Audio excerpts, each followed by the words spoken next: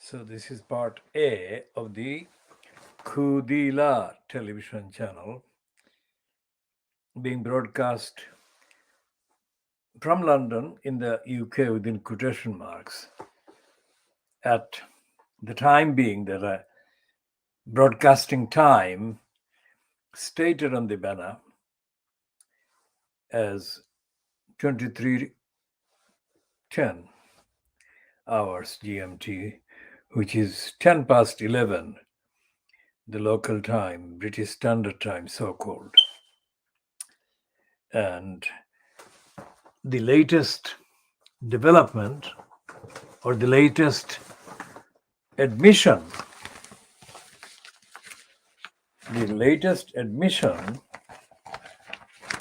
as carried by Fleet Street about Boris Johnson's cabal is that in addition to the ones that have been already admitted, Boris Johnson and his wife Kerry Simmons attended a rule-breaking kind of party in number 10 Downing Street, where 100 staff from Downing Street. Now, that gives you an idea about the size of Downing Street. When it is mentioned as number 10 Downing Street, the first idea, the most persistent kind of impression, is there is a small building. It's not. Behind the front door marking number 10 is a complex of buildings that houses dozens of offices and hundreds of people. And it's a huge operation. And the fact that there is a new admission about 100 staff from Downing Street being invited suggests that there are others, that is, in addition to those 100, there are others in the kind of scandal. And it is coming out every day, one way or the other. And the other thing that we have noticed is that Catherine, not Catherine, Catherine, the spelling is Kathryn, Catherine Stone, the woman that actually recommended or had recommended Owen Paterson to be suspended from the House of Commons for 30 days as kind of his punishment for lobbying corruption. That made her kind of essential kind of point of reference. Catherine Stone. And such was the strength of the controversy around her recommendation being kind of hijacked by Boris Johnson, who overturned it. And as he hijacked and overturned Catherine Stone's recommendation against Owen Paterson, all those conservatives, not any other party, not Labour Party so-called, because although Starmer has politically murdered the Labour Party politically, there continues to remain a bench called, or benches called Labour. So when we are using members of Parliament, Labour Party members of parliament, we are referring to that formal kind of name. To us, in all intents and purposes, in relation to the behavior and the policy, Keir Starmer is politically has murdered the Labour Party. And we shall come to the latest kind of consequence of that murder in this edition.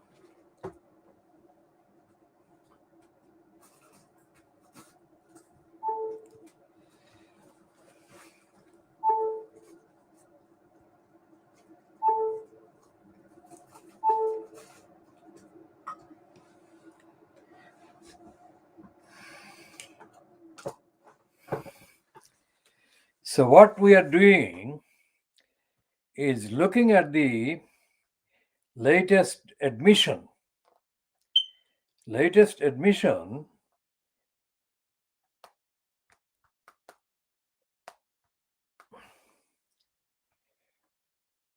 which is being now called Partygate. And these are some of the latest kind of images that we can show.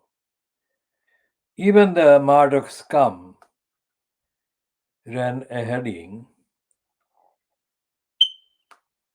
which says do, which said kind of ascribed to Boris Johnson, that is to say, made that statement as if it was the statement made by Boris Johnson. One is a attribute, that is a direct kind of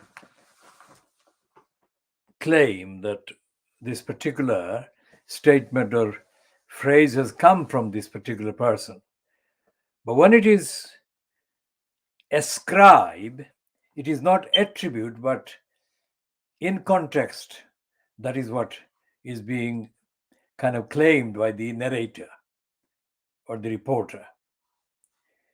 So the scum said in an ascription to Johnson, do as I say, not as I do.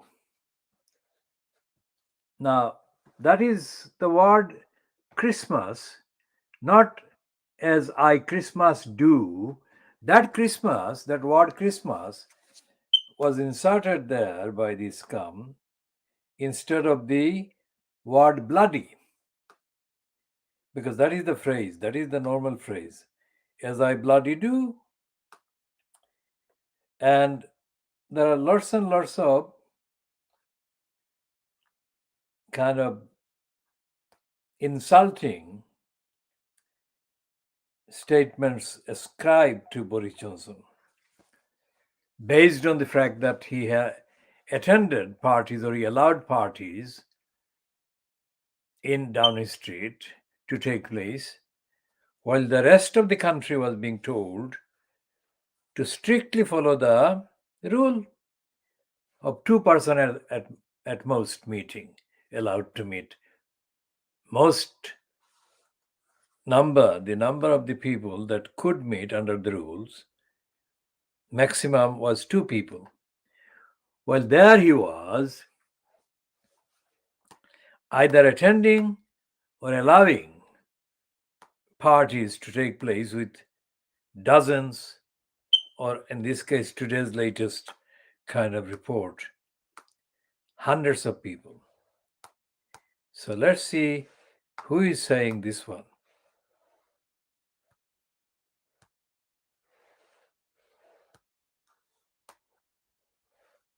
So the Daily Mail is saying on this one, new leaked Partygate email proves 100 Downing Street staffers were invited to party at number 10, attended by Boris and Kerry, while the general public could only meet one other person outdoors. Now, this is the piece that they're running in the mail kind of online, and it was first posted at 14:37 GMT, let's say, and updated only a few minutes ago, 22:44, that is just a quarter to 11, and 20 minutes or so before we came online. Now, it says new leaked Partygate email proves 100 Downing Street staffers were invited to party at number 10, while public could only meet one person outdoors. And Dominic Cummings says Boris was there. That's the big was, big letters. So Downing Street staff were invited to garden party at number 10 during the first lockdown, according to email. An invite from the Prime Minister's principal private secretary, Martin Reynolds, told staff to bring their own drinks. And then Johnson urged them to attend number 10 lavish grounds to make the most of the lovely weather on the 10th of May 2020. At the time, England was in the middle of the first lockdown. The Daily Mail online goes on to say, with such gatherings banned even outside. The Met Police said saying that again, the Metropolitan Police in London said they are in contact with the Cabinet Office over reports of the drinks party. Bombshell email piles further pressure on an under fire Boris Johnson as he battles a series of scandals. Now, what the Guardian is saying online, and the daily bribing Boris Johnson graph, I think, has said before the Guardian posted it, that Catherine Stone, the Parliamentary Standards Commissioner, that means that she was appointed by Parliament in a vote to oversee the standard of standard. And it was her report recommending the 30-day suspension of Owen Paterson that sparked the first of a still continuing series of disclosures, leaks, revelations about how Boris Johnson was not fit for purpose and was following kind of sleazy agenda. Because when Boris Johnson kind of prevented the implementation of Catherine Stone's recommendation against Owen Paterson, Boris Johnson was actually doing the opposite of what Parliament had intended Catherine Stone to be doing, which is to investigate complaints, and then award particular kind of penalties against members of Parliament. And that those penalties that she would award against particular wrongdoing or rule breaking or sleazy, corrupt members of Parliament would be adhered to, would be respected. But Boris Johnson's behavior over the Catherine Stone disciplinary findings against Owen Paterson, who was not only breaking rules, that is a minor issue compared to the magnitude of his corruption, was found to be involved in multi-million pound corruption and lobbying and similar things. So when the Guardian follows the daily bribing Boris Johnson graph in unconditionally, without any qualification, running the story that Catherine Stone is not going to investigate Boris Johnson's wrongdoings.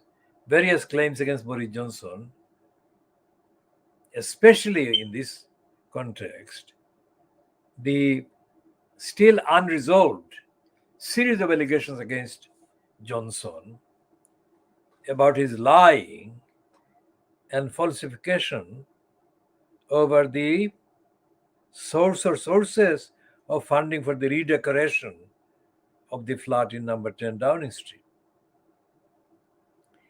Now, as the propaganda for Boris Johnson has been kind of circulated about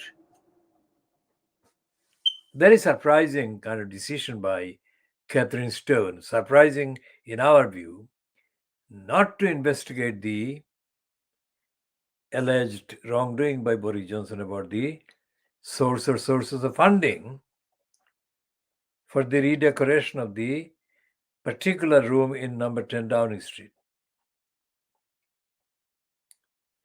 This is incredible because all the comments that were made about her being ignored and her recommendation being overturned by, in effect, Boris Johnson's behavior, or that Johnson was lying and Johnson was kind of stifling her. And this decision that Catherine Stone is not going to investigate Boris Johnson's funding, the Downing Street flat redecoration, refurbishment, proves that she has been got at. That is to say, sufficient pressure has been put on Catherine Stone for her to volunteer that she is not going to investigate this allegation about wrongdoing in the decoration of the Downing Street flat. One very strange reason she has cited, according to the Fleet Street papers or their outlets, online outlets today, is a statement to the effect that as the Electoral Commission has already investigated the same kind of allegations and others, she is not going to investigate that same alleged wrongdoing.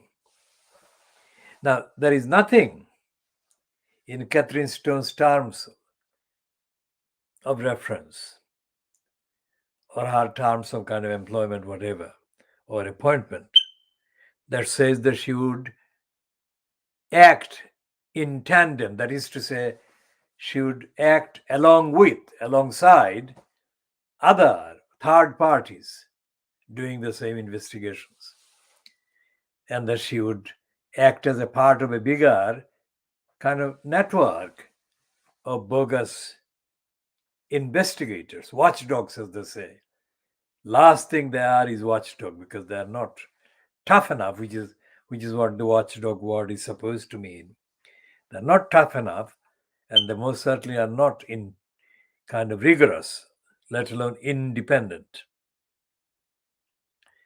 So we have, the Khudilar campaign has posted more than one tweet based on that stated decision that she is not going to investigate Johnson over the flat decoration, that somebody has melted the stone.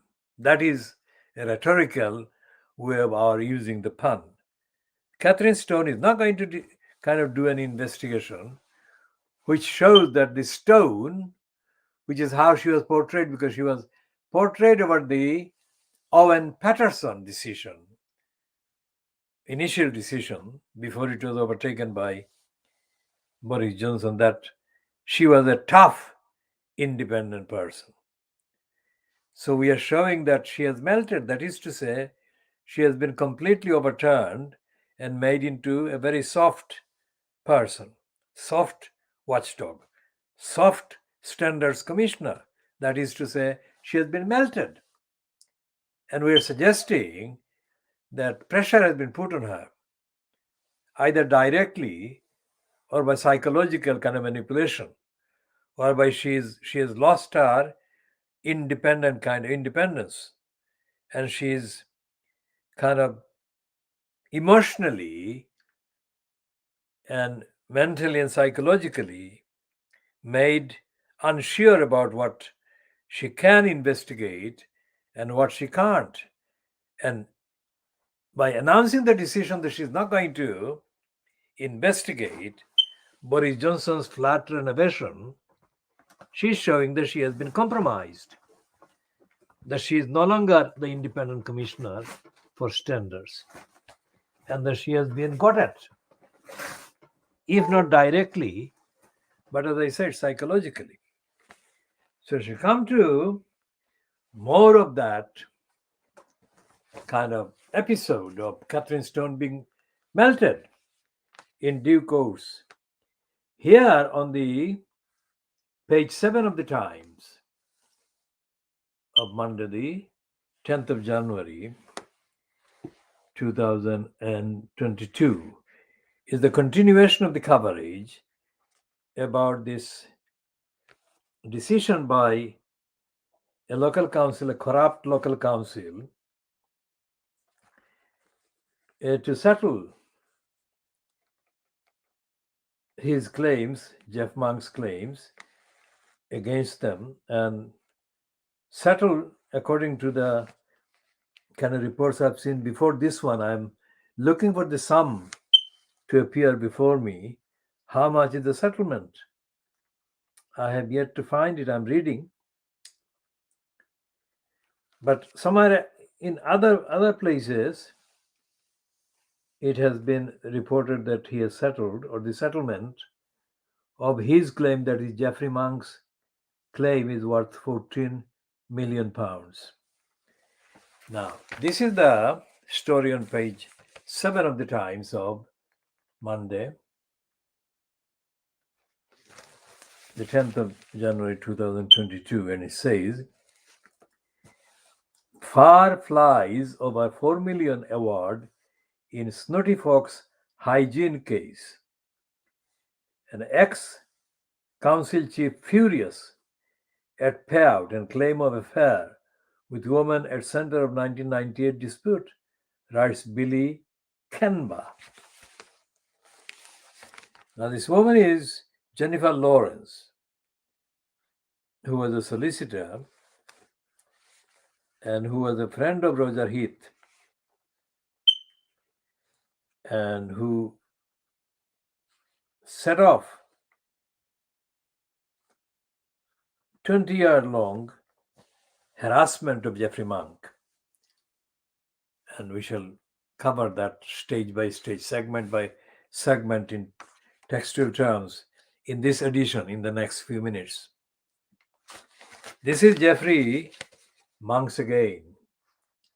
Well, he is now no longer Mr. Jeffrey Monk, because while he was fighting the attacks on him, set off by Jennifer Lawrence, by the local council and the courts as well, he also did a PhD degree, and he got a degree. So he's now to be known as Dr. Roger Monks, as one paper has said.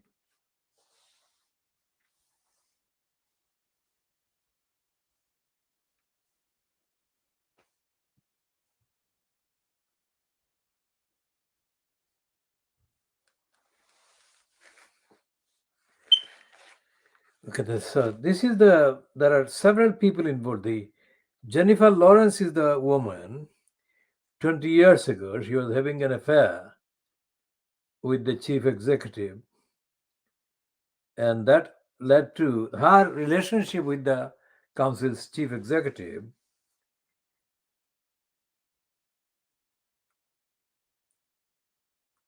caused the same council to bring a rare food hygiene prosecution against him, that is Roger Monks. So, speaking to the Times yesterday, that is on Sunday, Heath insisted that he had never met Lawrence and had spoken to her for the first time when she contacted him on Saturday in response to press coverage. And he's saying that I have never met Miss Lawrence, let alone had sex with her.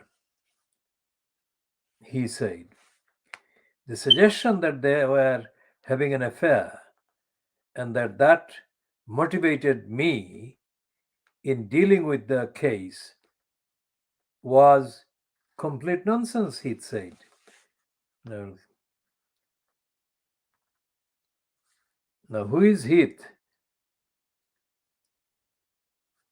Let's go back to the identification of this Heath. Roger Heath, 74, who was chief executive of East Northamptonshire Council until the early 2000s. Now, that is what he is. He's 74 now, and he was the chief executive of the East Northamptonshire Council until the early 2000s.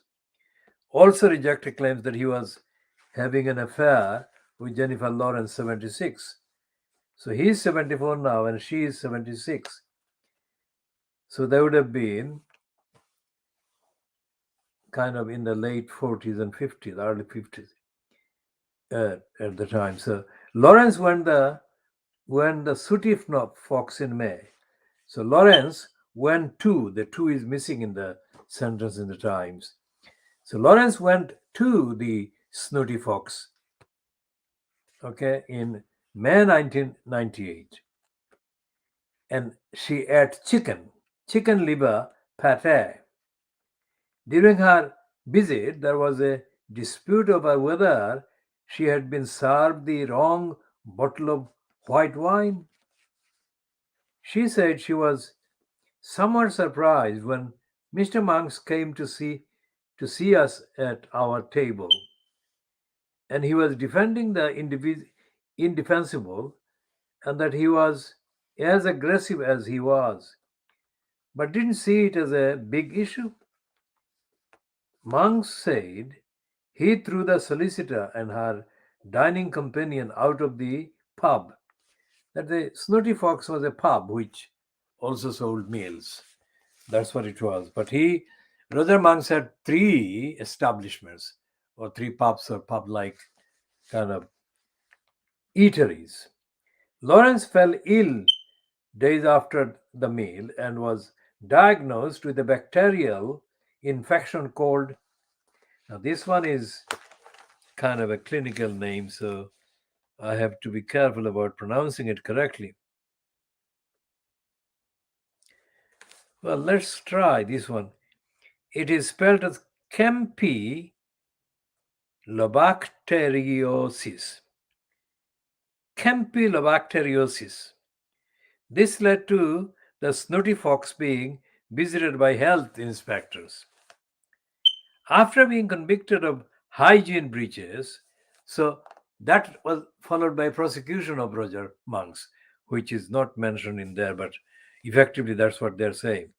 After being convicted of hygiene breaches, Monks was unable to pay a fine and damages of more than £20,000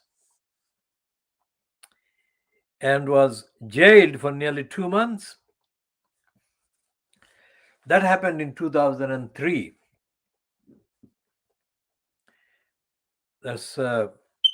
He suffered a heart attack while in prison and had to sell his home to pay legal fees. He also sold the 3 pubs he owned. So his business and his health and his life was destroyed. In legal filings, Monks claimed that Lawrence and Heath had been having an affair, and this led to the chief executive, that is Heath, deciding to bring a rare food hygiene prosecution against Roger Monks.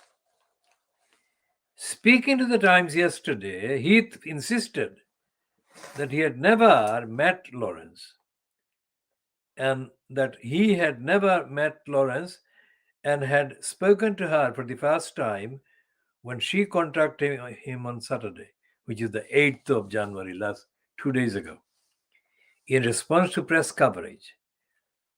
And the press coverage actually followed the publication by Private Lie of the dispute that Roger Monks was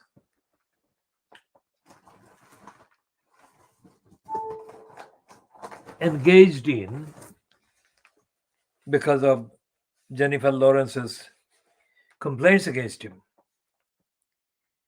So here, the quotation I'm reading again: I have never met Miss Lawrence, let alone had sex with her, he said. The suggestion that they were having an affair and that motivated me, that is Roger Heath, in dealing with the case was complete nonsense.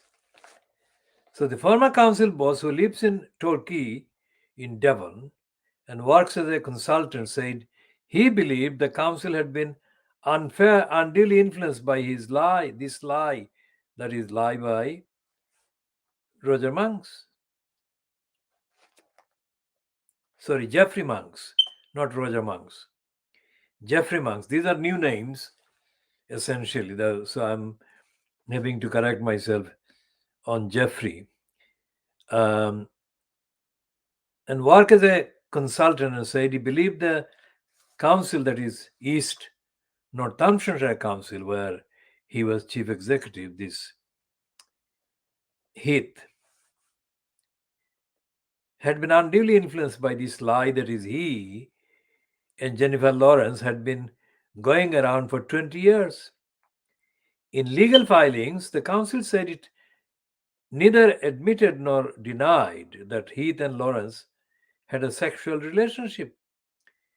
Lawrence also denies the affair. She says she was absolutely horrified and is in the process of taking legal action over the outrageous claims. She said she was not involved with the decision to prosecute Monks in any way, shape, or form. Heath said he was shocked that Northamptonshire Council, the new unitary authority, this is the new name of the authority that has been created by merging more than one previous councils, had decided to hand over such an absolutely eye-watering sum. He said it had not spoken to him about the decision. The council took over responsibility for Monk's claim when it came into being last year. If I was a council taxpayer in Northamptonshire, I'd have an awful lot of questions to ask about this 4 million settlement, he said. Now, some outlets are calling 14 million, but we shall come to that if we can find the contrasting version in any other outlet. Why 4 million pounds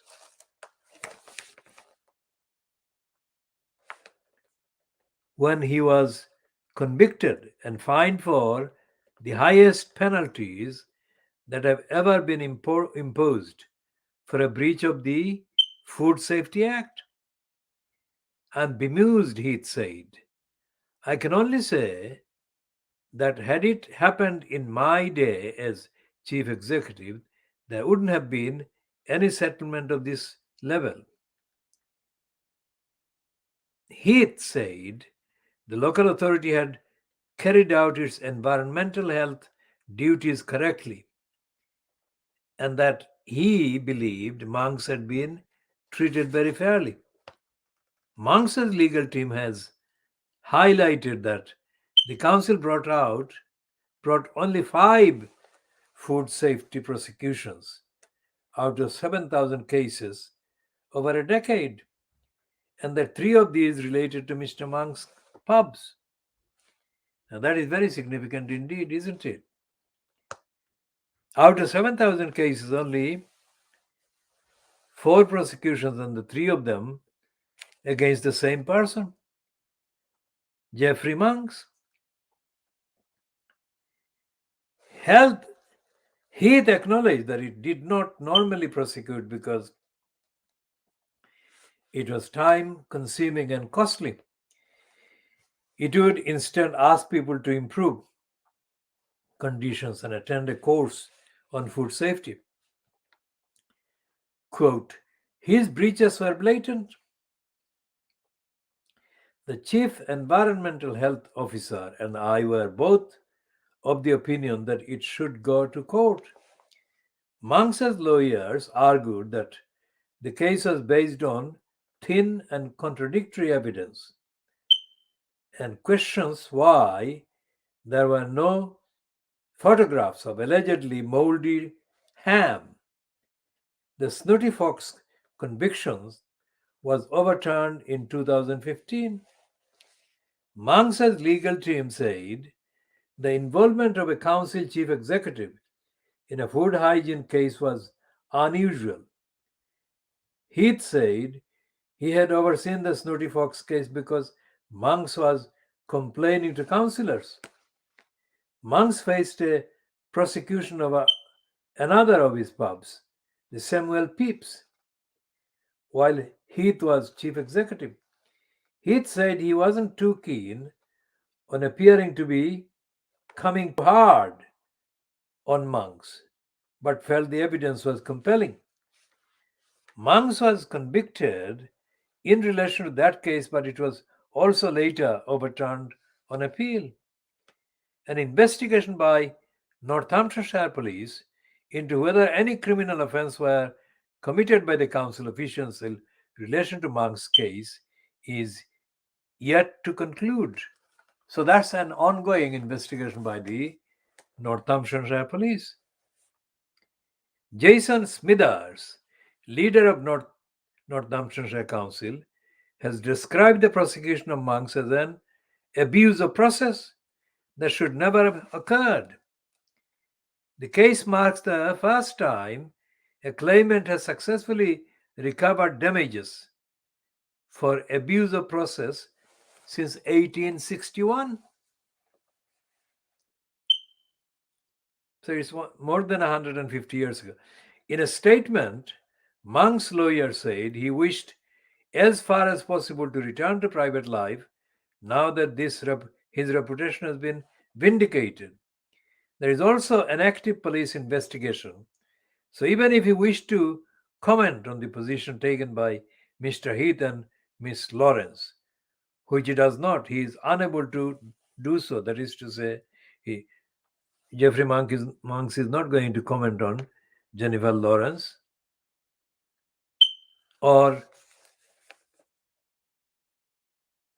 about the role played by the former chief executive Roger Heath. Now, this piece has been obviously based on the Private Eye article in the latest issue of Private Eye, which has been copied by other papers in effect. They have not done the investigation. The Private Eye investigation, which is what has prompted the other papers to report on this. Now we shall then go to the corruption. Remember, anyone watching this program knows that we call all the English local councils corrupt councils. And what we base that on is the persistent evidence of the absence of accountability in these councils. Not one single council has got any manifest, objective, reliable, worthwhile process in place of holding the council's employees to account. Now, What does it mean? It means that the decisions of the council, the day-to-day decisions of the council, are made by employees, staff. They are wrongly called civil servants because civil servants, that objectionable phrase, the misleading phrase is used mostly about the employees of UK central government departments. And in the case of the subcontinent, where the British Empire imposed these services, the employees of central government departments were called civil servants. They still are. Civil servants in Pakistan, in India, and in Bangladesh. And I took an exam, which was the version, which was the last kind of period of the United Pakistan. So had Pakistan continued, and had I been kind of declared as successful, I would have been called a CSP, a civil service of Pakistan. And the examination was conducted by the Civil Service Commission. So with the independence of Bangladesh and creation of Bangladesh, I mean, my exam was kind of put at jeopardy. So it wasn't kind of proceeded with. So I would have been a CSP who would be appointed, first appointment would be as a subdivisional officer, SDO, and then assistant deputy commissioner, and then deputy commissioner and divisional commissioner, and all those things. So the civil service in each of these three countries in the subcontinent is the kind of highest bureaucratic rank, and they are the ones who, the civil servants. In the case of Pakistan, it was the CSPs. In the case of India, is the Indian Administrative Service. When the subcontinent was jointly under the British colonial administration, it was called the ICS, Indian Civil Service. And that exam was taken by Subhash Bose, the ICS exam, and he did very well in that exam. And so therefore, these people in the council, like the Roger Heath, etc., who are in senior posts, and they are not held to account by the elected councillors.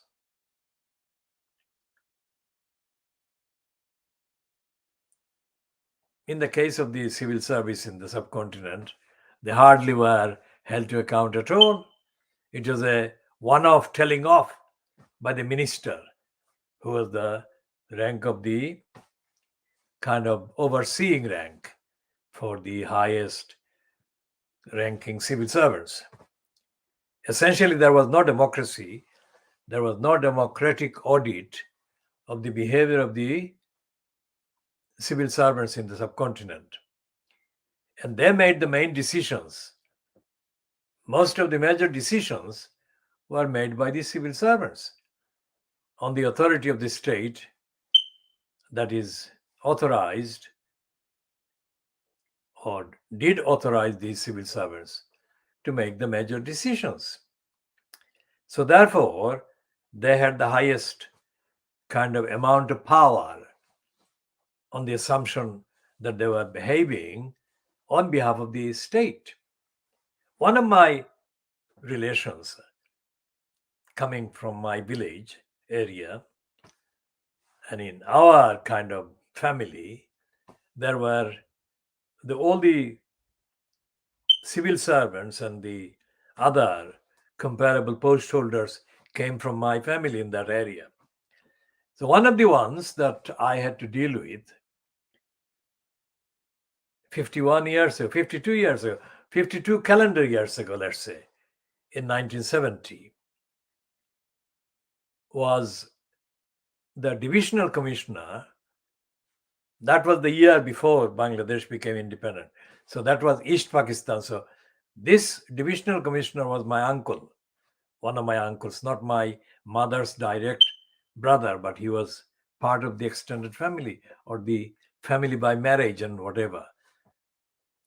So he was the divisional commissioner of the Chittagong division, which included the then district of Silot, which is where I come from. Now, I was working on a national newspaper at that time, national meaning circulation wise, country wise, the Pakistani national newspaper. And I was the chief political reporter. And one evening, because you work the night shift, because you work in the evening when you get the paper to bed, in the evening for the following day's paper. So I was sitting on the kind of outside of the office, and I saw a man approach approach the building of the newspaper.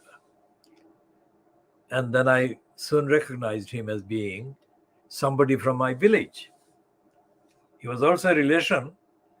In relation, he was an uncle, and he was the nephew of my relational grandfather, Arman Ali Chaudhry, who was the teacher of Sanskrit at the Sylhet Government School.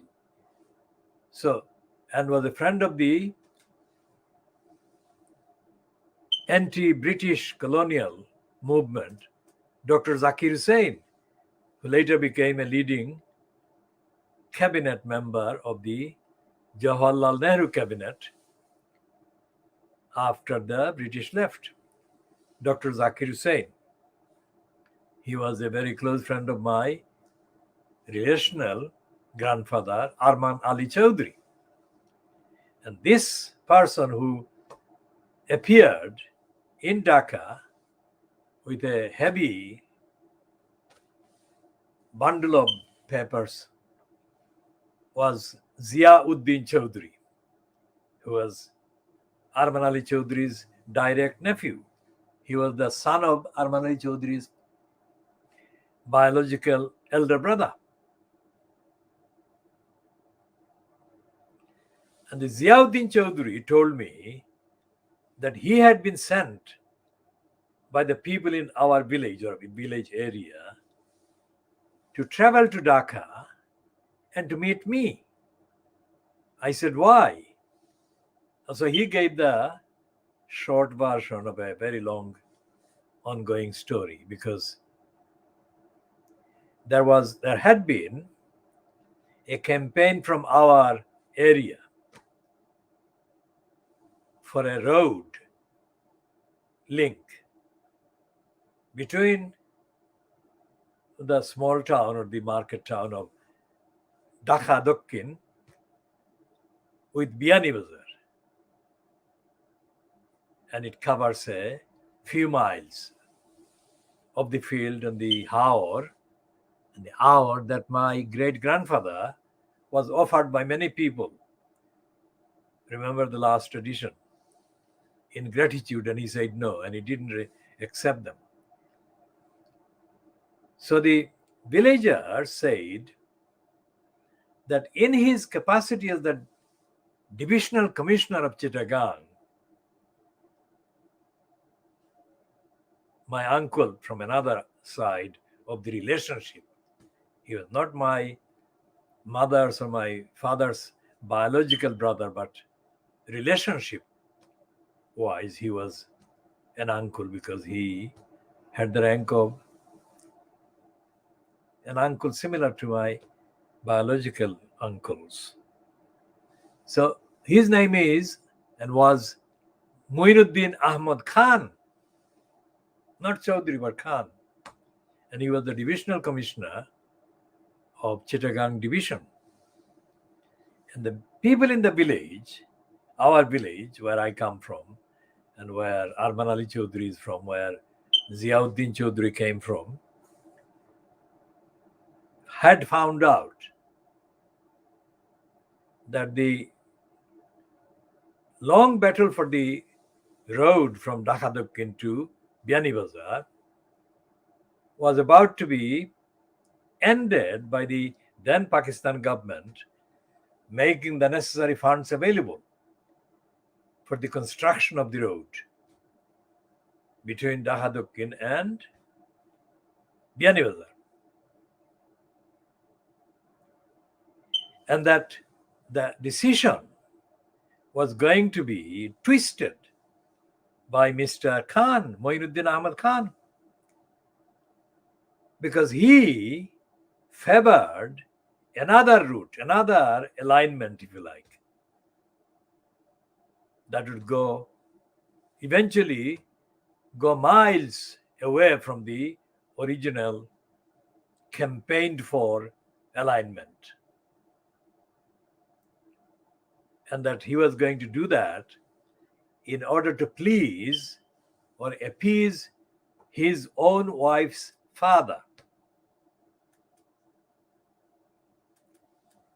And his own wife's father was from a village next to the market town of Dhaka-Dakkin called Nogor. And that Mr. Khan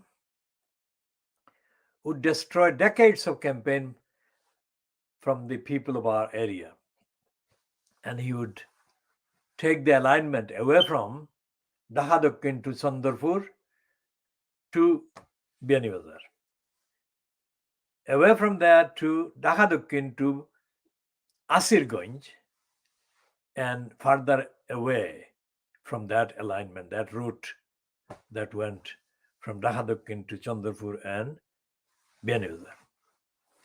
So that was the purpose for Ziauddin Chaudhry to be sent with all these papers and documents to meet me. Now, I was not an employee of the government, and I was only the political reporter or the reporter or journalist on a national newspaper, which had no decision-making powers whatsoever. So why did they send him to me? Well, that is because of the other things I had done. I'm not going to detail those now, but that is the reason, because I was known for campaigning action. So what I did was to tell Ziauddin Chaudhry to leave the papers with me and to return to Silot, return to Chandrapur, the village. So it was either the day after he visited me or the day, 2 days after he visited me. I cannot remember the actual sequence of the dates. But on a weekday, there was a full page, 8-column spread in that newspaper about that particular alignment, about the road scheme.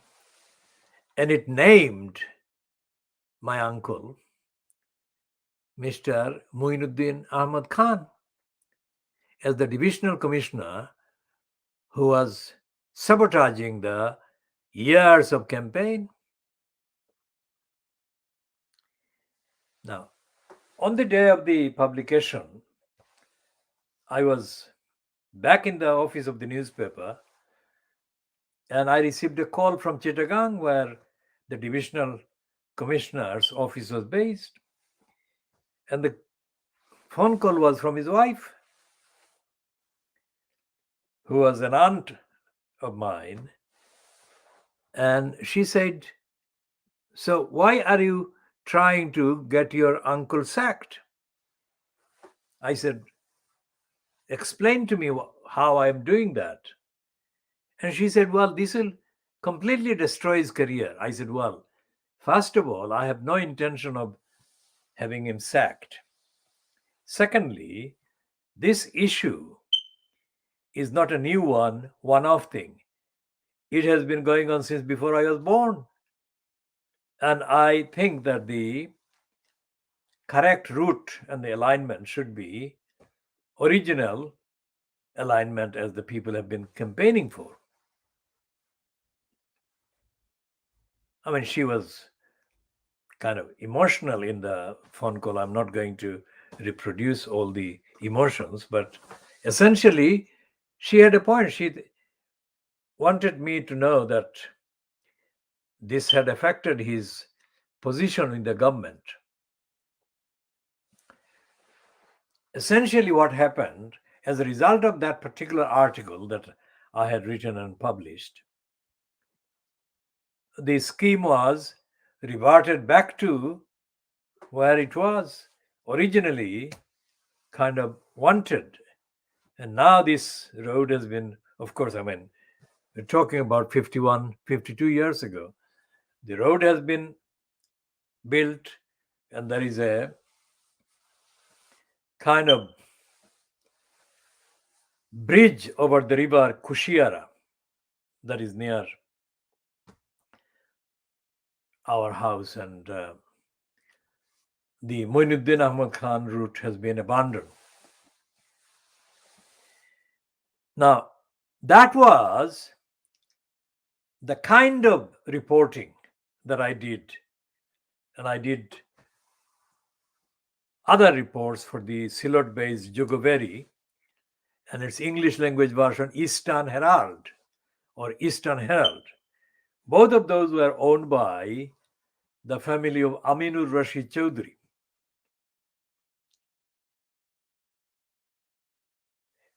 Why am I saying all of this? Because the behavior of central government civil servants, decision making by civil servants, or their local council counterparts can only be influenced for the better or can only be exposed when they're doing wrongs if the local so-called papers or the locally kind of based journalists report what is actually happening.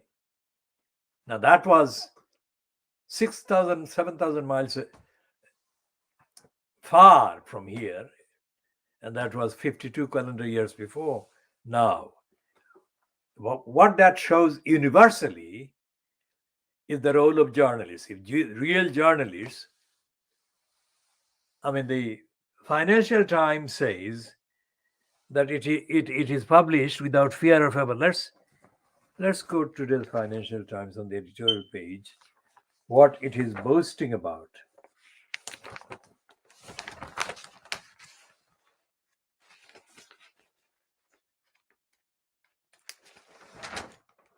Yes. On page 22 of today's Financial Crimes, it says, without fear and without favor. It's a quotation, semi quotation, it's there. So that's supposed to be the motto of newspapers, Financial Times, and others. But to what extent do they practice that motto? And the answer is not to much extent, not to any really significant extent. And in the commentary about the corruption in Tower Hamlets Council that I broadcast yesterday, and in the context have been broadcasting before, the main point that can be made on the facts is this, that there are wide-ranging and widespread instances and incidents of claims and allegations against the Tower Hamlets Council while Lutfur Rahman was incumbent as the executive mayor. And these allegations were not just kind of individually made, personally made remarks in the population inter hamlets, but these are allegations that have been published both by the accountants firm, Price Waterhouse Cooper, whom the then community secretary, the cabinet secretary responsible, so called, for the local councils, Eric Pickles, he commissioned Price Waterhouse Cooper. And when he commissioned Price Waterhouse Cooper, he did that on the already widely published a series of claims against Lutfur Rahman's regime and his abuse of the resources of the council. Now, what I did 52 calendar years ago about the Chittagong Divisional Commissioner, and incidentally a relation of mine, Moinuddin Ahmad Khan, was to say more or less the same things, that he was abusing his power and he was trying to do the wrong things for personal reasons, family reasons, like his wife's father. He was appeasing his wife's father. And I said that is wrong, and it's an 8-column, almost full-page article. Now, one of the things I say is that I never worked anywhere, really. I never worked anywhere in any publication, any campaigning journalism, or I never did any journalism for money. If I had been a paid kind of journalist on that paper, I'd never be allowed to publish that, because the paper had a particular partisan kind of policy. So they would never, ever control me as to how much of the truth I'll say. I'll say the whole truth. I work for various newspapers, but I didn't get any money. I'm the only one probably in the whole subcontinent, in the whole world, who has done this for years and without any money. I wrote in English, I wrote in Bengali, and I wrote in Siloti. And I did that for one and only reason: to tell the truth of the situation at the given time. And as I recalled before, in 1966, that Jugo Berry, an Eastern Herald editor, Aminur Rashid Chaudhry, said that the comment published in the London Times, not the Weekly Time magazine of America, the London Times had published in 1966 an offensive comment about the Prophet of Islam, which had outraged Muslims across the world. And that was 1966. And there was a demonstration in the Sylhet town, and there was a gathering in the registrar market or registrar field, surrounded by the courts of law in Sylhet town, next to the Keene Bridge, not far from the clock that is still there. So I created a news release based on that demonstration. It wasn't exaggerated, it wasn't anything kind of emotional. 1966, remember. And I and a fellow demonstrator, whose name I shall not mention because he may be upset, but he's in London as far as I know. He has been in London for. And we went to Amborkhana. That was the place where the Jugo Berry was situated. And we took the news release that I had written, and whoever was there at the reception we explained, and they couldn't guarantee that it would be published. So we decided to want to see Aminur Rishi Chaudhuri. Now remember, it is Sylhet. It's not part of kind of metropolitan town in 1966. So people are modestly dressed, men and women. And when we entered his private kind of territory, we found that Aminur Rishi Chaudhuri was wearing half pants with his knees exposed and sitting there like a thug. So he wanted to know why we were there. Now, I don't remember whether I spoke in Siloti or I spoke in English. I would never speak in Bengali. Not there. Most of the times I speak either Siloti or English. So he said, what is it about? And I explained to him, whether I spoke to him in English or in Siloti. Because I mostly speak in Siloti or in English. So I explained to him what the demonstration was about and what was the moral principle. And he said that in Lebanon, which is a Muslim majority place, and the Lebanese Muslim woman is editor of the Financial Times now. He said, if you go to Lebanon, then Muslim children, Muslim sons, are putting their own mothers on the market, or worse to that effect. He said something very insulting about Muslim women being kind of put on the market or being prostituted and pimped by their own son or sons. So I said to him, Aminur Rishi Chaudhuri, that this is not Lebanon. We are not asking for anything extraordinary. All we are asking for is that there was a demonstration, peaceful demonstration, lawful demonstration, articulate and very active demonstration held in Silot. We are asking you to publish that news.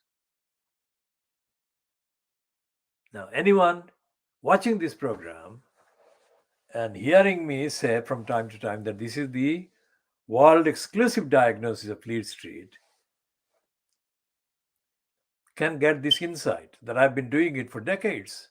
And this was a very central example of my dealing with the media, because the media role in brainwashing the ordinary people in any country is very significant, very important, very defining. And I cottoned on to that. I got hold of that fact very early on.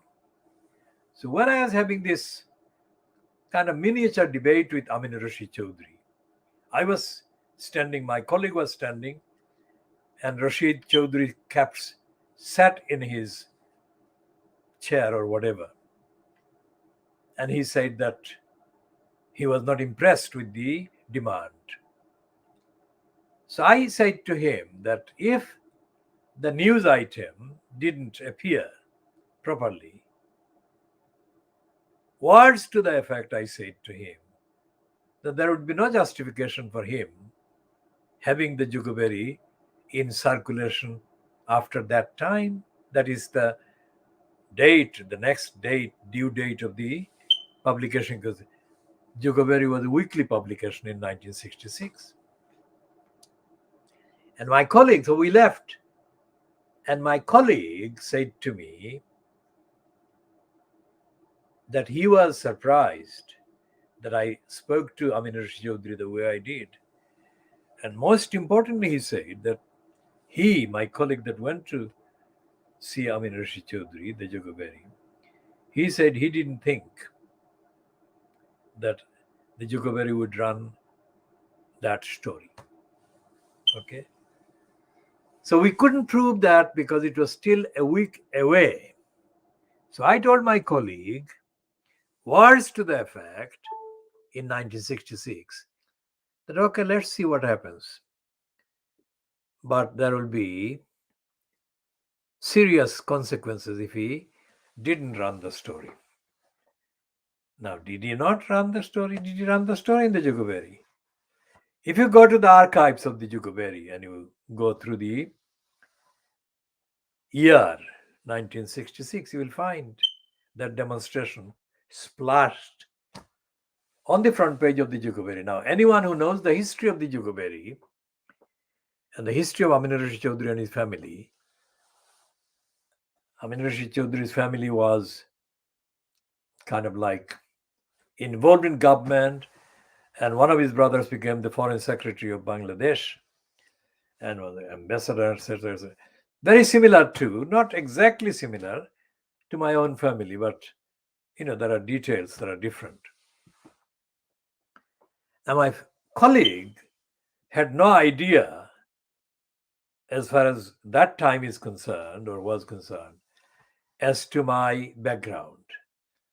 And I don't refer to my relations who are civil servants or even to Arman Ali Chaudhry, who was a senior teacher in the government school in Sylhet. I was thinking of, and I still think of, my great-grandfather, the philanthropist, the educationalist, and the spiritual leader, Bed Shah. It is from Bed Shah that I get the inspiration, and I get the direction, and I get the clarity, the morality, the ethics, and the transparency. And that is what I was doing, although I wasn't mentioning any of that, when I confronted Aminur Rashid Chaudhry and told him in clear terms that he would be best advised to run the story, no matter what he thought about the Muslims in other countries, especially in the Lebanon. Now, another teacher, a few years between those two incidents, at the University of Dhaka in Dhaka, another teacher had been in contact with a student in the University of Dhaka. And that teacher had been appointed just a few years before I would have been. If I took the Pakistan Civil Service or the Pakistan Foreign Service, I would have been an ambassador in due course, etc., etc. That is what this particular one was doing. He was an ambassador. He was the ambassador of Pakistan or he was an envoy, let's say, in case I have got two people confused there. He was an envoy, he was a diplomat. He was a diplomat in the Pakistan at that time in the 70s, sorry, in the 60s. He was a kind of envoy. He was a diplomat posted in the Lebanon, in Beirut. And one of my acquaintances in Dhaka showed a letter from that diplomat who was a friend of his or a family friend or whatever. And he said, look, Lebanon, if you came to Lebanon, it's nothing like our country. He said it's really morally very loose and it doesn't behave like most of the people in the Lebanon don't behave with the moral restrictions and the moral kind of codes that the Muslims in Dhaka or in East Pakistan or Pakistan kind of do. So Aminur Rashid Chaudhry was not the only one. Other people have said things that are very similar morally about the behavior and the code in the, quote, Muslim populated Lebanon. Not 100% Muslim populated, but majority Muslim populated Lebanon. So, when he published that piece,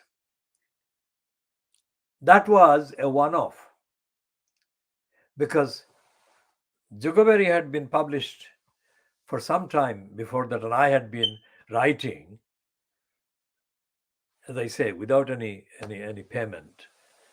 I had been writing both in the Eastern Herald and the Juguberry solely on the principle that I chose the stories to report, and I unearthed many socially relevant original stories from around the area, my area. So I was not a stranger to the Jugaberi kind of environment. Not that I was in any post in the Jugaberi, but I was known to the editor who was a Brahmin. And I had run-ins with the editor because of the kind of failure or the suppression of the stories that I had brought in. And the other thing is that in the 1960s, early 1960s, which is when I started publishing in the Jugaberi and the Eastern Herald, there was no kind of custom of putting bylines. That is to say, name of the writer, reporter, commentator. But the Jugaberi was one of the most well-known weeklies of the subcontinent in terms of non-English language papers. But again, the Eastern Herald was the English language one because it was catering for the English speaking or English readership. Remember, 1966 was not far away from 1940s. So the history of the Jugaberi was not as a kind of recognizer of the movements against the British colonial rule, in the sense that there was a referendum that had been held in the late 1940s, just before the 1947 August kind of departure of the British. And the referendum was held to decide the future of Ceylon. And Ceylon is bifurcated, divided now, because the major part, let's say, is in Bangladesh, but not a small part. It's a significant part remains in the Indian states. On the other side of the, let's say, if you go to the border at Jakiganj, Jakiganj is the Bangladesh side, and Karimganj is the Indian side of Ceylon, let's say, divided by the river Kushiara, which is on whose banks I was born. Kuyara is the name of the river that we call it. And so the Jugaberi's kind of campaigning history was not based on the political democracy that mobilized the people around the referendum. It was continuing in a haphazard ideological kind of way. And I can extrapolate that description and analysis to apply to the majority of the publications that are still appearing in India. Because in Bangladesh, there is no particular title that is continuing as a continuation of the post 1947 title. There was no publication in Dhaka in the English language that actually was being published during the period up to 1947. But in India, there are literally dozens and dozens of titles that were publishing in English during the period up to August 1947. One of them is, although it is called the Hindu, it is not a Hindu fanatic newspaper. So it's one of the newspapers of record, let's say. Not 100% record, but it is a newspaper of record. So there is the Hindu and there is the Times of India. These are the two main papers that were publishing during the period up to August 1947, and they're still going. Now,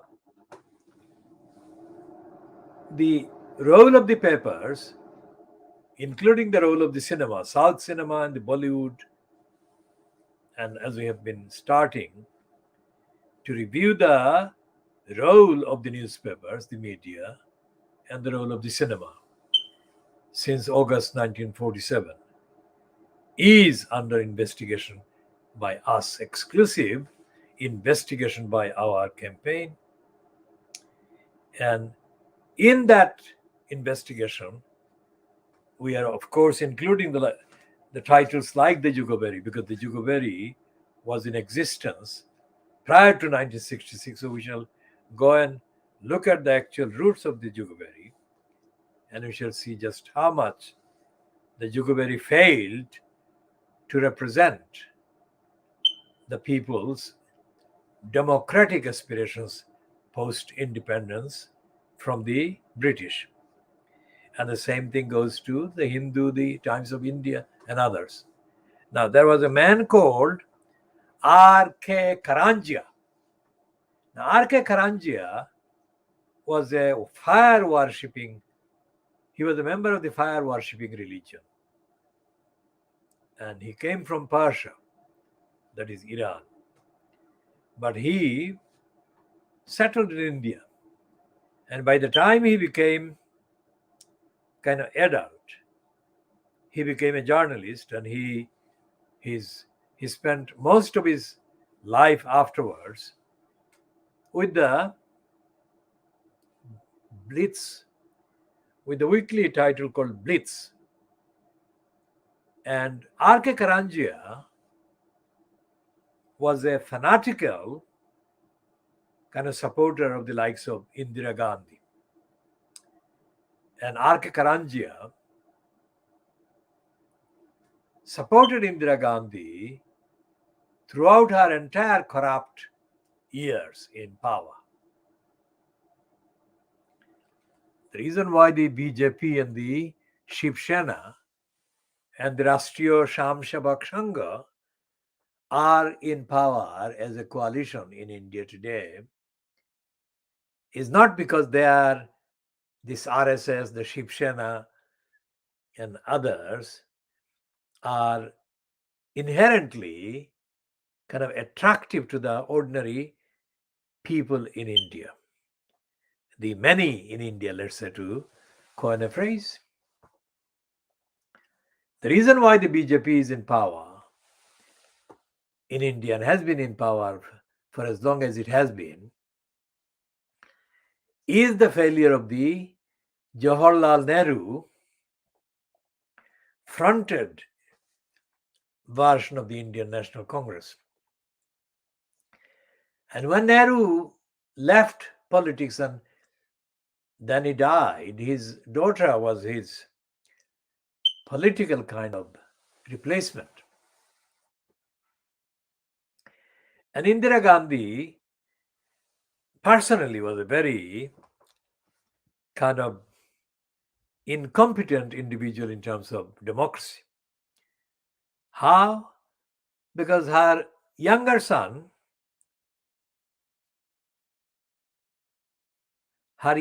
dominated, took over her personality, her politics. And he destroyed her completely politically. Now, these people completely forgot the struggle against the imperial colonial period, struggle like the struggle against the things like the Jallianwala Bagh or Amritsar massacre ordered by the British military leader Daya in the Punjab. So when India became India, what is now India, Pakistan, both before 1971 and since 1971, there are two states. One is Pakistan and one is India. Bangladesh is the new name. But these people who inherited the power or the positions of power under the Congress completely misused the struggle against colonialism. And so completely corrupt were they that there was only one way, that the course would move, the course of the politics of India would move to what is now happening in India with the BJP, with Modi and whatever. So anyone who thinks that we are unfair when we criticize Modi as a fascist, as a liar, etc., must understand that we are equally committed to holding the Congress party and its leaders to account. We have no affiliation with any of our parties in Pakistan, in India, or in Bangladesh. We are internationally motivated for the liberation of these societies to serve the majority of the people in those countries, in every sphere, and by every method and every platform. So, where did we come from when we started on this one? We came from Fleet Street, and we are talking about this fanatic now, whom we call Pierce Moron. Because Pierce Moron today has begun in The Sun, his new column given to him by Rupert Murdoch. And he is being, as they say, half clever or clever by half. Because this particular launching one is a fake attack on Boris Johnson. Whereas the actual agenda of Pierce Moron is to serve the career and the career needs of Boris Johnson and his cabal. Now, there is this timing there on the banner there 23:10 hours. This is wrong. Unless, of course, I can check that and I can see what the actual time is. It's not 23:10 now, is it? It's the time is well into the next day, isn't it? Let's check with the what day is it? It must be Tuesday. It must be Tuesday by now. I'm looking for the clock. Yes, it's 0032 GMT. So it's Tuesday, the 11th of January, 2022. So this broadcast started. What time did we start? This one started at 23:10. So just over an hour, 20 minutes or so, since we have come on air or come on live. So the principle of journalism that I established in my treatment of the role of the Divisional Commissioner of Chittagong in 1970, or as I quote, persuaded Aminur Rishi Chaudhary in 1966 to run that report about the demonstration against a piece written by Auberon Waugh in the London Times, not the American Weekly, the Time magazine, because almost 90% of the people that I know, or even higher number of people in the kind of informed Muslim part of the population, confuse these titles. They don't know the difference between the Time magazine and the Times newspaper.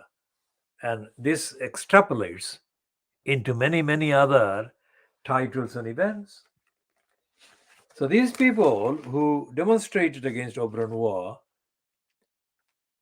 in the registrar market field in Silot in 1966 were peaceful, reasonable, logical, and they were leading the moral campaign against the immoral attack crusader mentality attack on Muslims by Auberon in London.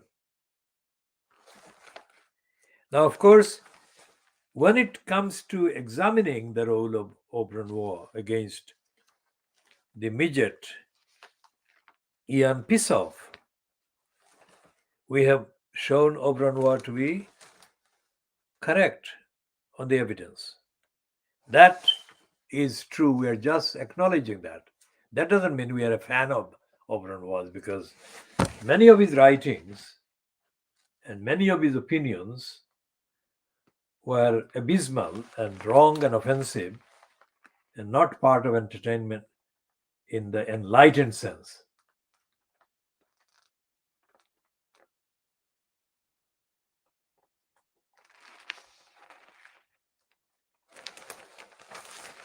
But the essential quality of journalistic inquiry that is missing from Fleet Street is the kind of journalism that I believe in and I practice. Tell the truth. There is no newspaper, there is no news magazine anywhere that has been doing what I have been doing, let's say. So that's part of the reason why I call it the world exclusive diagnosis of the Fleet Street papers, but by implication of the others. So going back to R.K. Karanjia was so overhyped by most of his contemporaries that they elevated Karanjia to what in the Hindu society would be called a god. And Karanjia himself, from being a person born and brought up in the Farsi, fire worshipping background, originated in Persia, in today's Iran, let's say, he converted himself into the Hindu Brahmin religion. Very rare thing, but he did. And I think that he did that in order to appease people like Indira Gandhi and others. This is what I call the Argentinian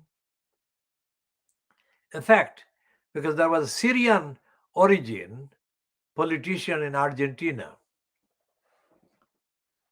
who became president and prime minister, whatever.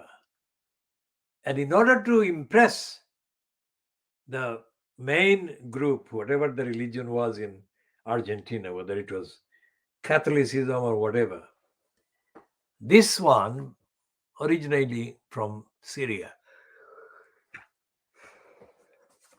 staged a stunt. And he staged a stunt by converting himself into the non-Muslim religion. Almost like the one that did the bomb in Liverpool not long ago and was reportedly converted into Christianity. Now, as the time passes since his death, they are revealing various bits and pieces about him,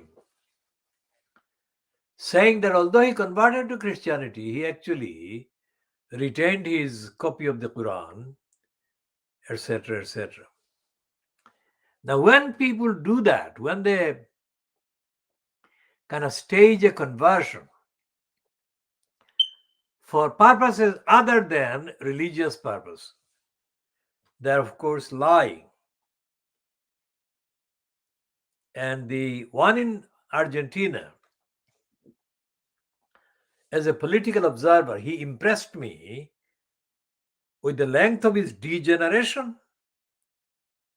So when he became a Christian, that idiot also lost a lot more credibility, and he never overcame his reputation as a liar and a fraudster, etc., etc. Nor did this bomber. Although he's not around because he died in the explosion that he created, he did a series of wrong things about religion. because he apparently converted to Christianity in order to get a kind of favorable impression on the people making decisions as to whether to grant him an asylum or not. Now, that also shows that asylum and refuge are being abused by the so-called host country. And there is no investigation, absolutely no investigation, no real report about the extent to which proselytization, Christian missionary work, is currently being done among the refugee seekers about the currently. So how many people, there is no count in the papers because they don't want to admit this as happening. So there is no number of people known as to how many people seeking asylum, being refused asylum, are doing what this Boma in Liverpool did. Stage being a Christian, changing away from their own religion. Most of the asylum seekers who change into Christianity of one form or another would have been doing that away from their own faith, which is Islam. I mean, the other people like the Sikhs and Buddhists would be very small in number, if any, that would want to convert to Christianity or any other Western kind of faith. So the shortcoming and the limitation of the Jogaveri, because Amina Rashid Chaudhry was saying that because the Muslims in Lebanon were morally very kind of loose, to put it mildly, there was no reason to uphold the the central principles of Islam, let alone to oppose somebody like Aubrey War making offensive remarks about the Prophet. So if you look at the Indian newspapers that have been left behind by the British, like the Hindu, like the Times of India, and some other outlets, and in the kind of contemporary period when they're supposedly independent newspapers, but actually extensions of the BJP in India, then you see that there is no representation in their contents, in their role, in the narrative, in their agendas of the spirit of independence that was fought up to in the case of India, up to 15th of August 1947 against the British Empire.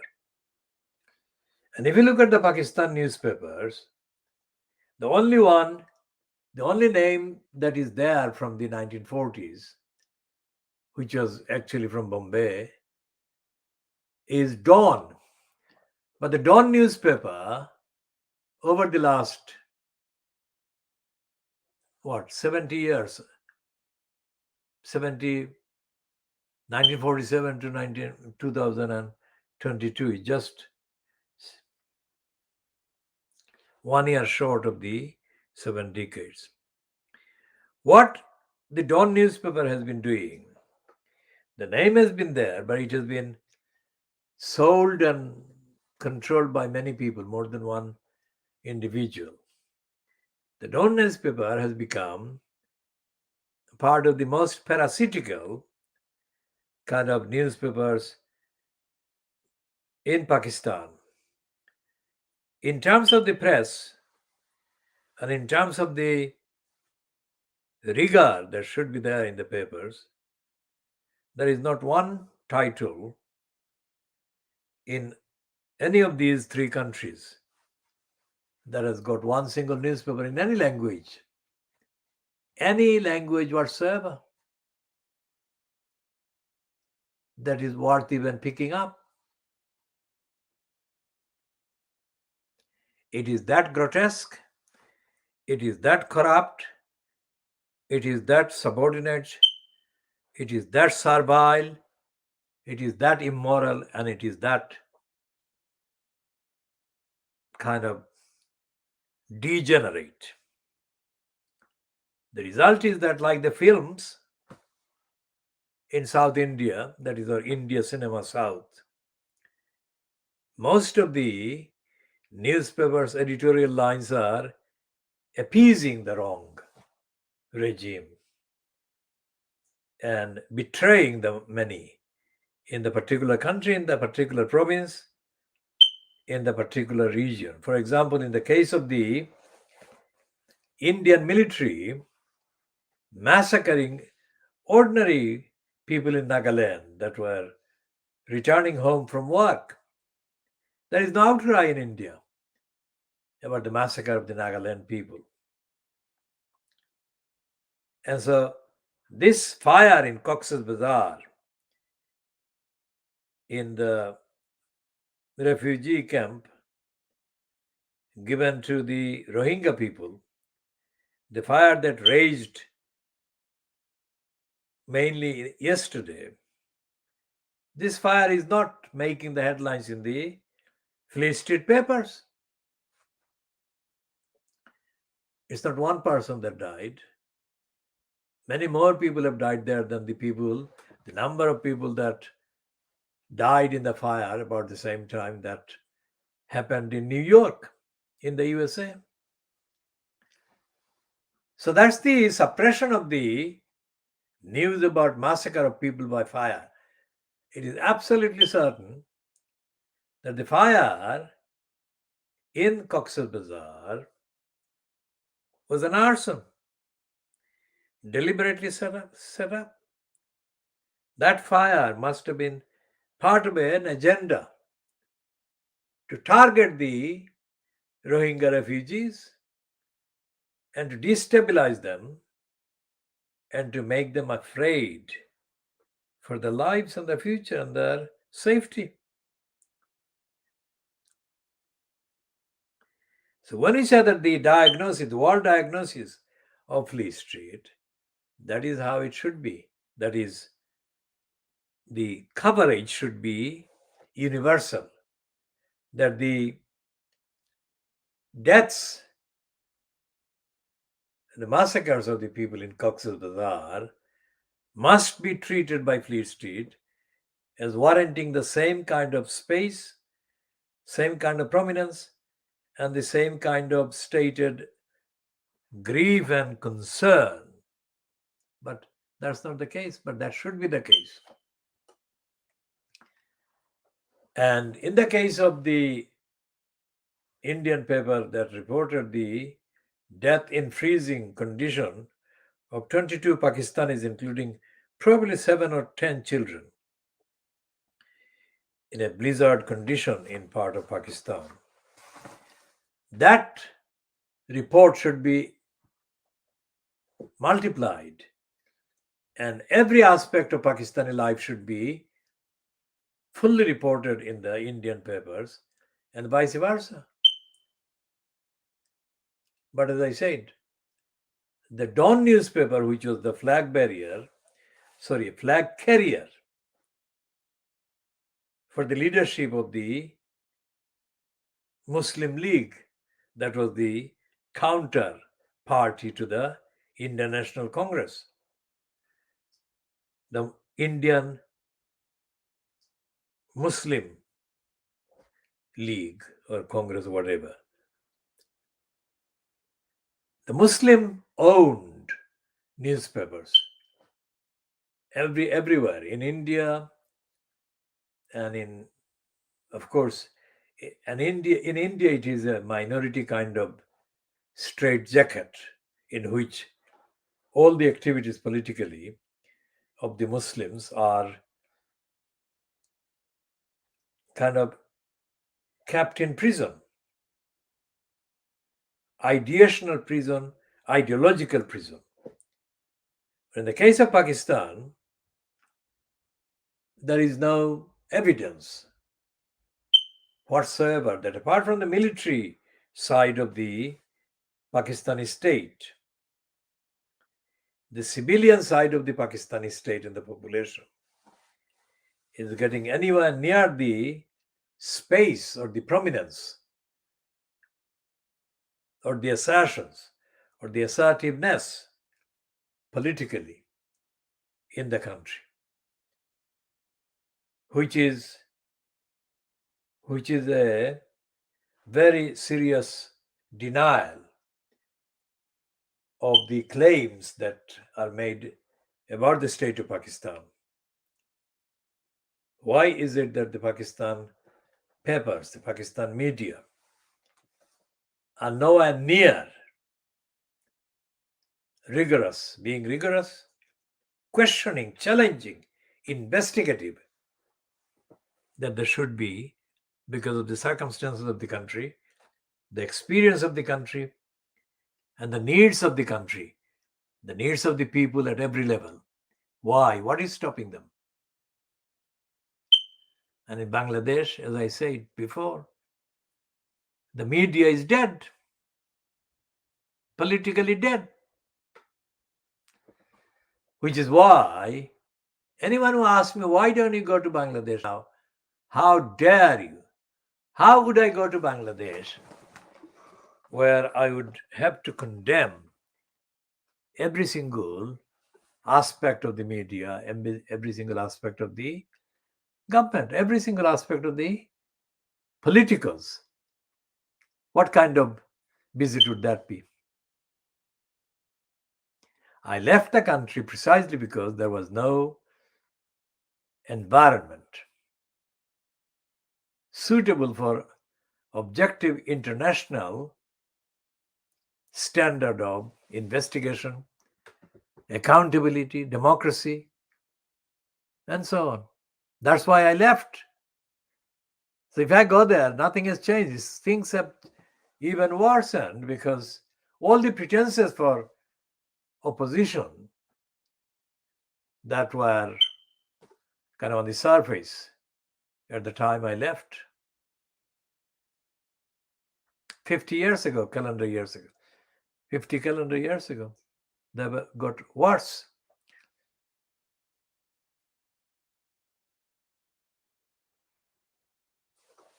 Tell me the name of a newspaper in Bangladesh that is leading the campaign for democracy, accountability. You can't tell me that. There isn't one.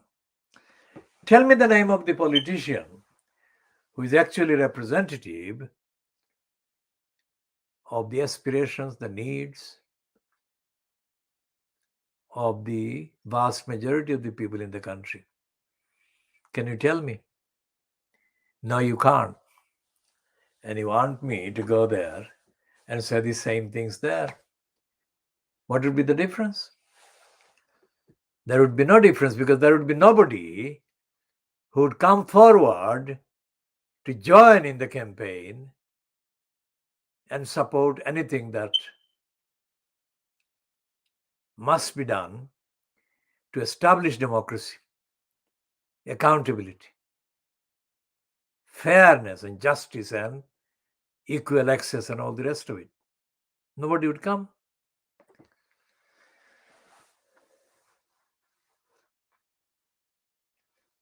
Well, Aminur Rashid Chaudhry is not there, but when he was around in 1966, it was another environment.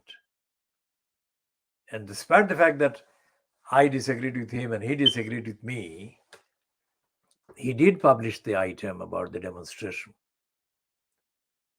That kind of circumstances do not exist in Bangladesh.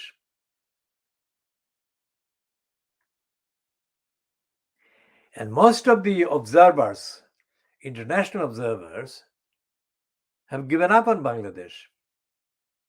They don't seem bothered about whether there is democracy, whether there is justice. There is no democracy, there is no justice in Bangladesh. So looking at the main kind of news networks, and the news platforms, you can't find anything that actually is reporting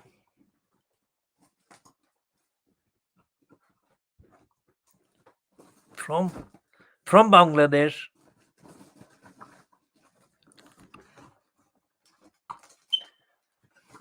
or about Bangladesh. And that is almost the sum total of what the so-called Bangladeshi community-linked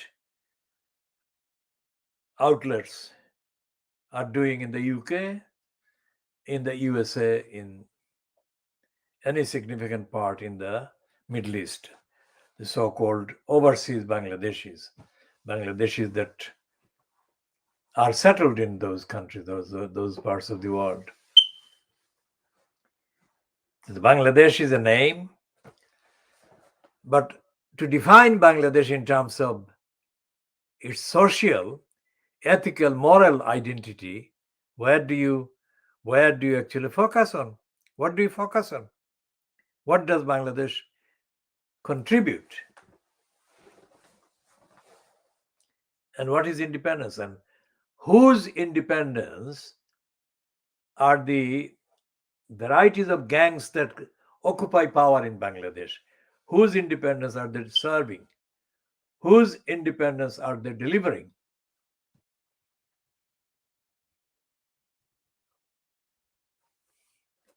The question, the paramount question about Bangladesh is based on the claim by the supporters of corruption who condemn any critic of the corrupt regime or regimes as being actually motivated by a denial of Bangladesh's independence. Now, that is not factually true. Every independent country, every independent society must be judged by the here and now. That is to say, what are the particular needs of the people from the state? And how many or what proportion of the population in the country is obstructed from equality, equal treatment in seeking access to treatment, fair treatment, equal treatment. And who is asking this question? And who is denying this question? And who is making up excuses to suppress this question? And how many millions of people in Bangladesh are being denied their human rights every day because there are too many apologists for the denial of the promises of freedom, equal treatment, accountability, fairness, and the right to speak against injustice, against immorality, against criminality by the ones who have the power to make the decisions affecting the many. So, what we have got in this particular edition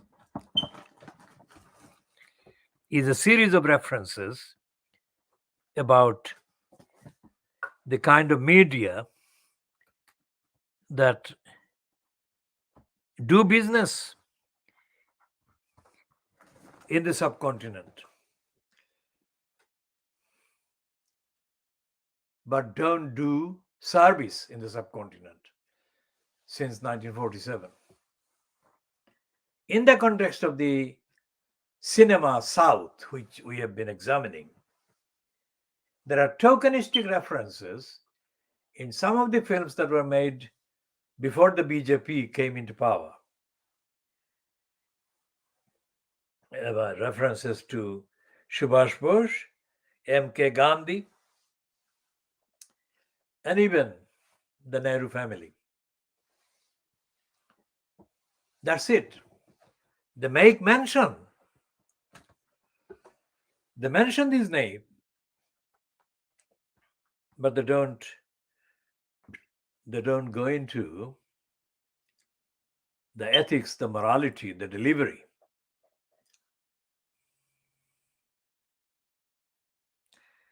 And the reason why they don't do that is because the countries, well, let's say Bangladesh. I mean, Bangladesh hasn't produced one significant historic kind of monument, kind of in terms of investigative journalism, campaigning journalism. There is nothing, not one instance of campaigning journalism coming out of Bangladesh at any point from January 1972, which is just 2 weeks after the formal ending of the Pakistan regime and the emergence of Bangladesh as a state, with the recognition broadcast and published by Indira Gandhi, the first country recognizing Bangladesh as a state. So it's 50 calendar years. And what have they served? All the people who took positions as power, all the people who took positions as power in the state of Bangladesh have owed the fruits of the freedom and the services promised in the freedom struggle. Who is holding the regime to account according to that list of promises? Who? Nobody.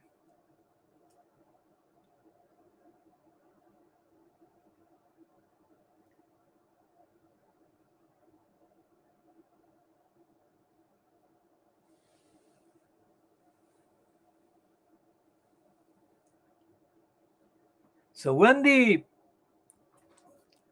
kind of mini debate between me and Aminur Rashid Chaudhuri took place in 1966, let's see if we can find anything from 1966 there. Not about that particular demonstration, obviously, because what I'm looking for is Auburn War.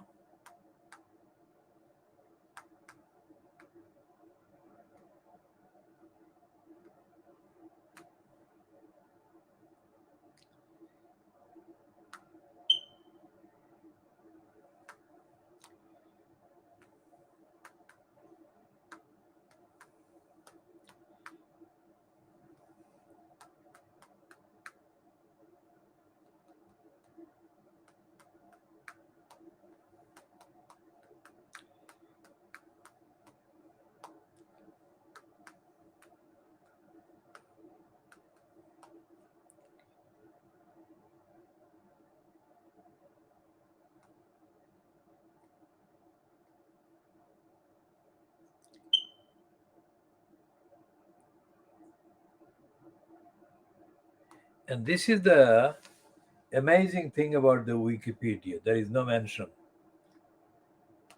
There is no mention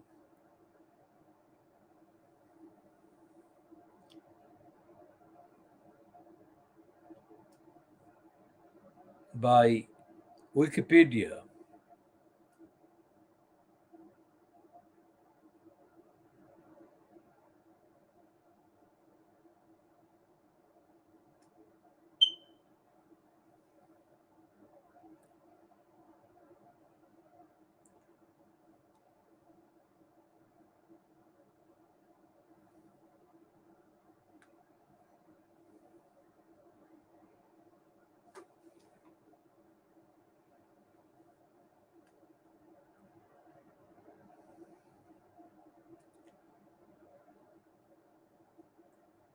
So there is no mention in the Wikipedia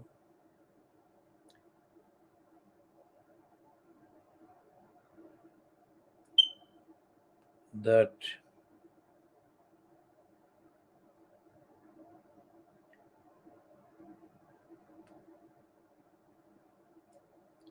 refers to his attack on the Prophet. This is just a typical example of the kind of crusader narrative and agenda of the Wikipedia itself. They expunge, they leave out the whole of the population, the ordinary population of the Muslims. They only include the worst possible entries. The Muslims are not treated in the same way as other people are treated by the Wikipedia. And there is no outrage in the West, in Fleet Street, about the latest hate campaign being done by computerized models aimed at maligning and carrying out degenerate distortions about the characters of the Muslim woman in India. If there were anything remotely comparable in terms of volume and circulation against another kind of faith group, a faith group, let's say, that is familiar with the Fleet Street papers and the media, or a faith that the Fleet Street media recognizes in a wholesome way, as contrasted with the policy of not recognizing the faith group like Islam. Then this computer program that is going around, doing the rounds in India against Muslim women in particular, would have featured on front pages of the Fleet Street newspapers. But it is not. Not even in the Guardian, not even in the Observer.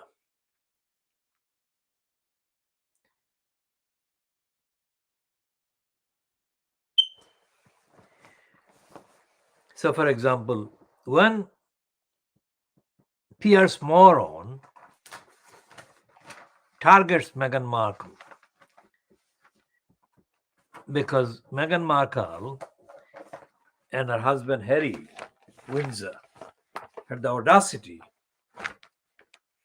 to appear on an American talk show hosted by Oprah Winfrey.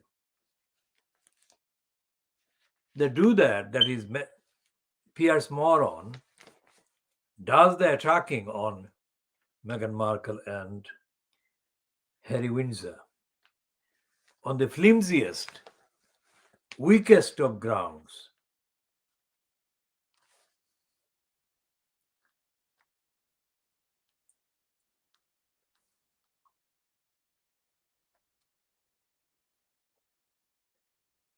So we'll come to the kind of unprecedented over promotion of Kate Middleton. And we shall do that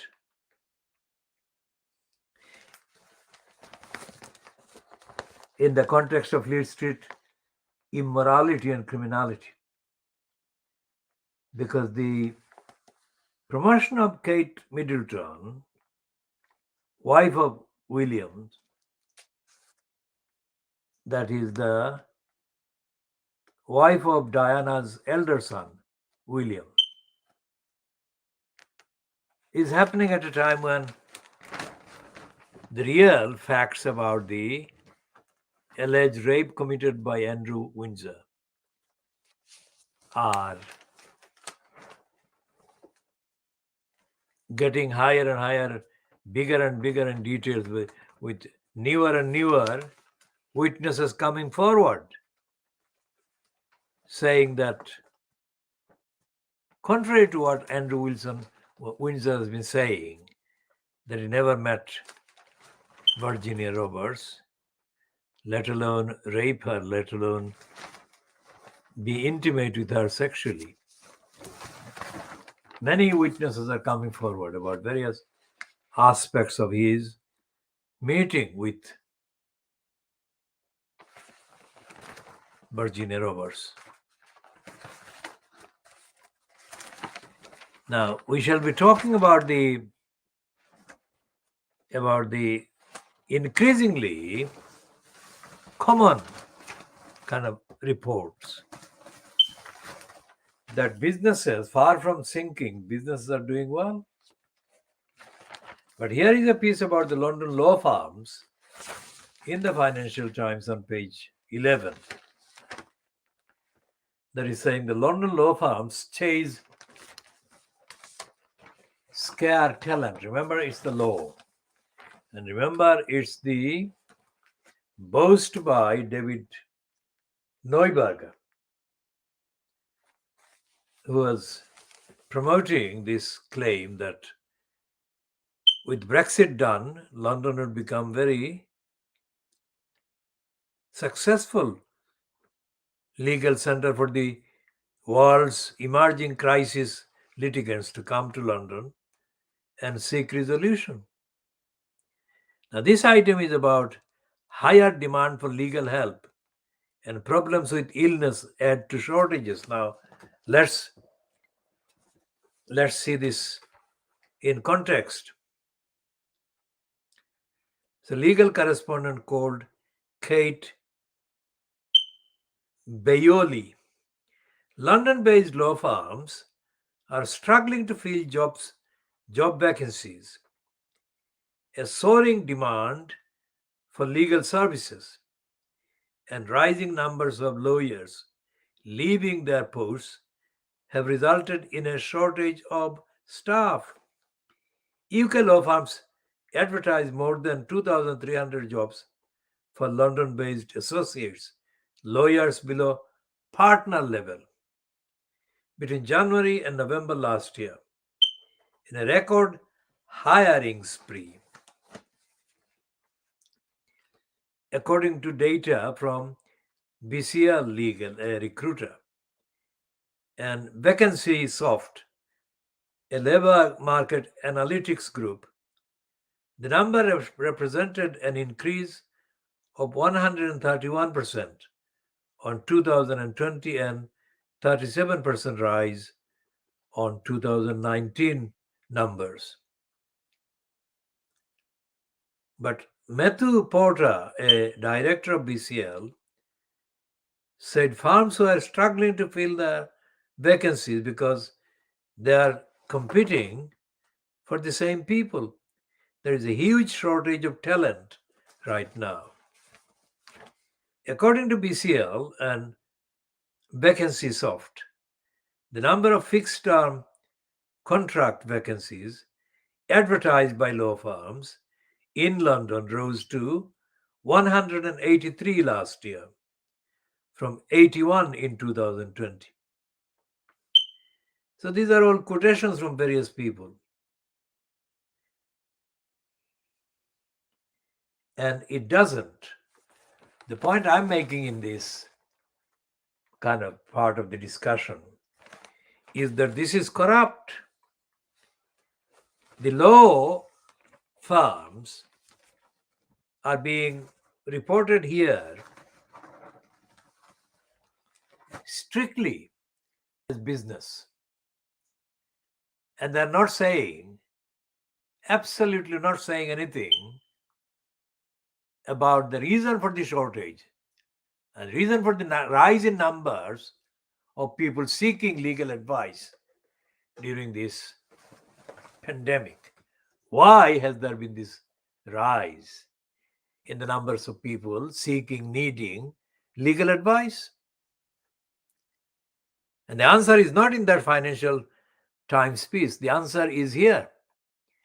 Answer is that too many legal rights are being violated. Not that the legal rights are the prime areas of championship by the lawyers. But the reason why there is a rise in the people needing to seek advice of a quote lawyer is because there are rising numbers of violations and denials of people's rights.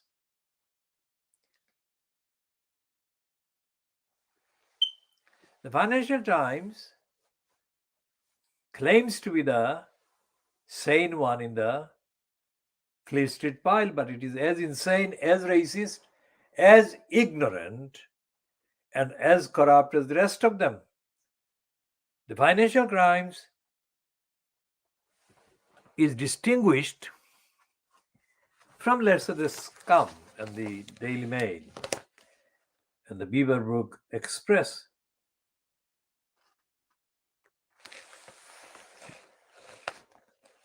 The style is different, but the morality is the same. That lack of morality is the same.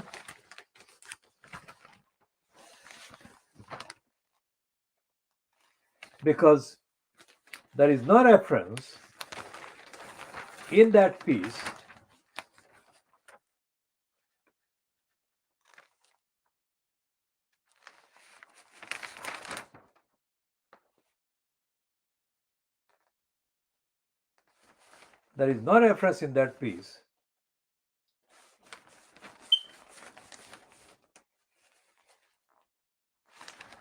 to human rights, lack of human rights,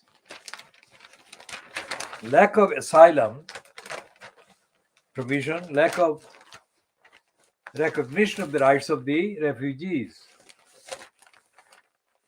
no reference to racism. Now, here is the piece that echoes what we have said before. The NHS was left ill prepared for COVID.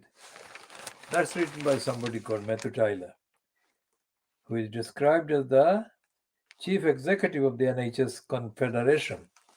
We shall come back to that in a minute.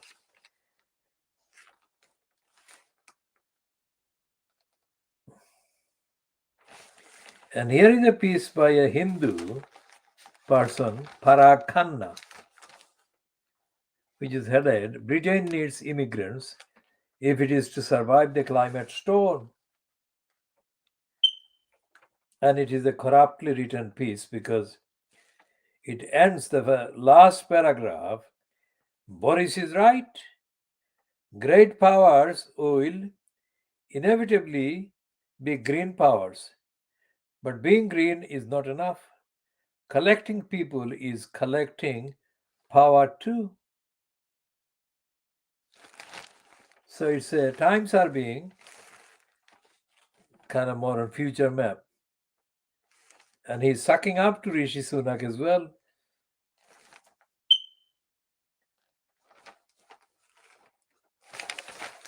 And what I'm saying there is that the collection of articles in the Financial Times are representative of the corruption of Fleet Street.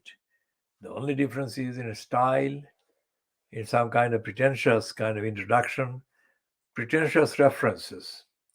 The Financial Times is absent from the area of holding people to account, holding the key decision makers to account, holding the government to account, holding the Brexiteers to account, holding the members of parliament to account, holding the corrupt councils to account. And we shall be talking more about Geoffrey Monks later, not necessarily in this edition, because we are bringing to an end this particular edition, which I think has passed just 2 hours. And we shall be continuing in the next edition or editions.